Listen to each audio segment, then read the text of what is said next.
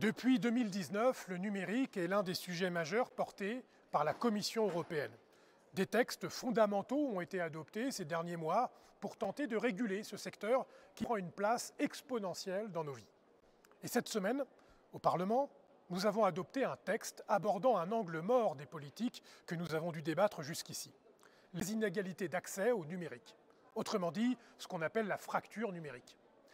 Le texte adopté dans sa version finale est très satisfaisant et comprend les sujets qui nous tenaient à cœur et que j'ai portés au nom du groupe des Verts. La numérisation à outrance des services du quotidien laisse de côté de trop nombreuses personnes. Il est crucial, et je l'ai rappelé dans ce texte, que des lieux physiques, en particulier pour les services publics, soient maintenus pour pouvoir faire valoir ses droits, aussi bien dans les villes, dans les banlieues que dans les zones rurales. J'ai notamment voulu souligner que le numérique n'était pas une fin en soi et que son développement à toutes les sphères de la société ne devait pas advenir sans une réflexion politique et donc démocratique de nos besoins. Veut-on réellement d'une société du tout numérique? En plus de son impact environnemental, l'inégal accès aux outils numériques et à leur utilisation devrait en lui-même remettre en question ce qui apparaît aujourd'hui comme une vérité absolue.